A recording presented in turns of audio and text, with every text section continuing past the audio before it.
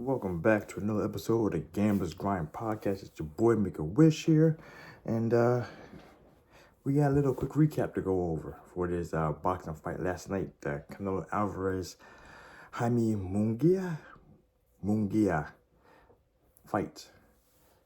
For the most part, last night it was exactly how I expected it to go. My bets weren't exactly where I needed them to be, but we hit the ones that we wanted to hit, though, the main ones. First things first, like I said, we had to watch out. Well, before we get into the bets, the fight played out like I thought it would for the most part. Early on, Jaime put the pressure on. He put the pressure on as Canelo was taking his time to learn and figure out the timing, figure out his power, see what he could take. It's a whole lot big process. A lot of people don't understand early on in boxing matches, especially when people have experience.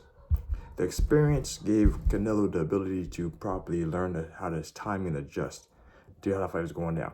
There was a couple of big shots that snuck in for the first 3 rounds for Jaime's, but and all of them were in the middle of a combination was being thrown, which that was what I was expecting. I expected him to do a lot more work early on and hopefully take a quick knockdown. That was hopefully what my expectation was.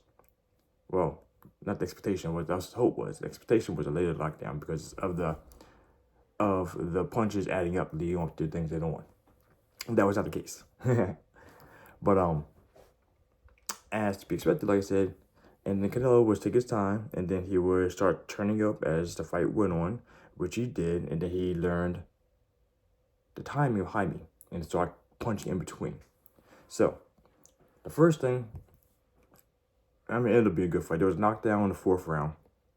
A nice, vicious one, too, man. The left hook, right uppercut that dropped Jaime. First time Jaime dropped in his career, all right? And the thing about that is, even though that happened the way it happened, it took him about 2 or 3 rounds to finally get back into the proper groove. But he didn't back down, as to be expected. A good Mexican-style fighter.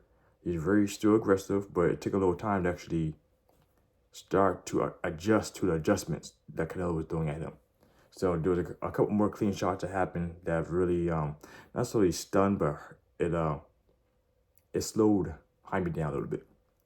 And then as the fight went on, things started to pop on, get on again. It was a lot more cleaner punches started to happen. And that was the biggest differentiator, all right?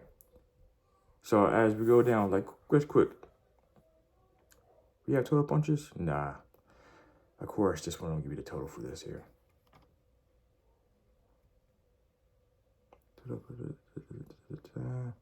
Can you agree it? No, of course. So, total numbers, I don't have the total numbers here. But individualized, though, as to be expected, I was actually surprised that we had the bets that I made for Jaime to actually land more punches. I expected Jaime to land more punches because he was throwing his combinations, and if you throw 7 punches, 2 or 3 should connect on average. Sometimes you might get lucky, 5 or 6 might hit, or you might get good defense for the opponent, and only 1 or 2 get through. That was the expectation. And as the fight went on, that was becoming less and less apparent. And there were times where it happened, but not often enough. So he did end up throwing more punches, which I got that bit correct. I think he threw like 150 more punches total, or 250 punches. Unfortunately, yes, I'll have numbers here. This screen. I'm not gonna look, unfortunately. But landed though, that was the more surprising one. Alvarez landed what? 130, 64 more punches he landed for body.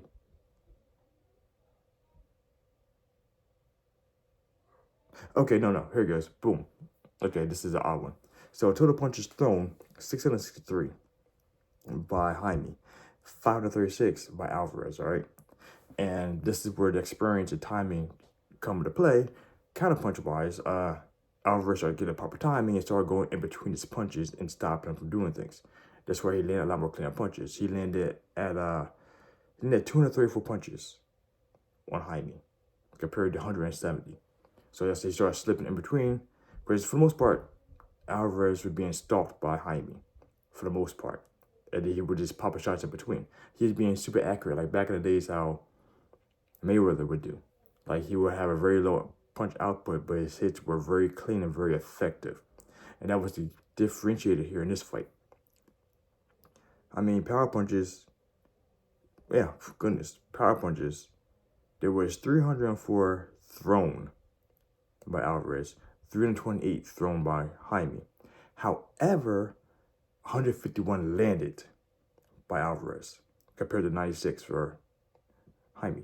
And that's the biggest thing. For the most part, the person who lands more power punches tends to be the one who is the victor, either by appearance or by judges' scorecards, depending on what happens. And any punch thrown that's not a jab, or maybe a straight two. I gotta double check that one. Definitely a jab. Jab is not considered a power punch. Straight might be. I gotta double check that. If you guys know, let me know down in the comments below. Either way, next fight I'll have that information for you. And typically, who lands more power punches is one who wins the fight. And this is about a 55 punch difference, power punches difference.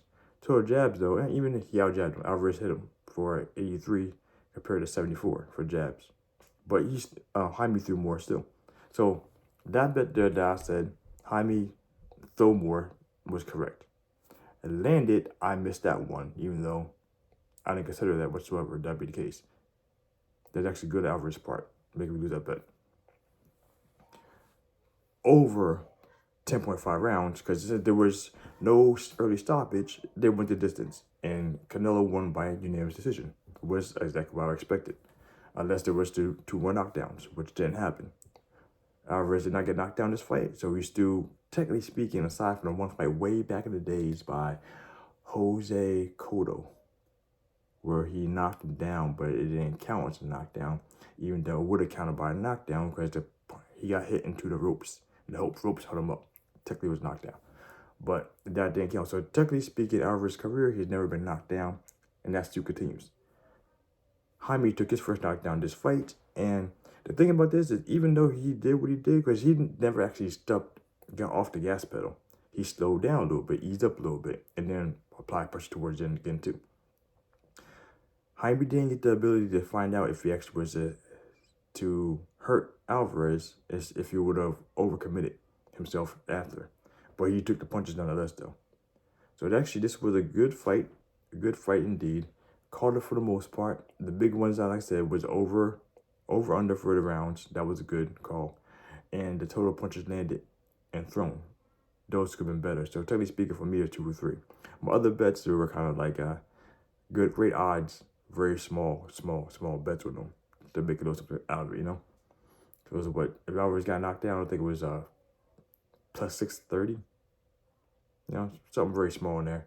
See if it worked out. If there was a knockdown, if it was a tie, that was like plus 2,400, I think it was.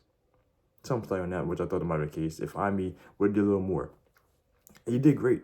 He just didn't get the effects that I would expect to happen. But it's fine though. This was a very good match, and actually I'm gonna be a little more cognizant while giving you guys more clearly directive for the proper strong bets to follow. Because I typically don't bet like the way I bet yesterday. And going to further matches, I think boxing might be really lucrative betting the way I'm betting without having to bet the money line. That's one of the biggest things. I'm gonna make a video about that too. So with that being said, I'm gonna end this one here. Great fight. Hope you guys watch. If you didn't watch it, go check it out. It's actually a really good fight. And as always, let's go make some money. Happy grinding gamblers. Make a wish. Out.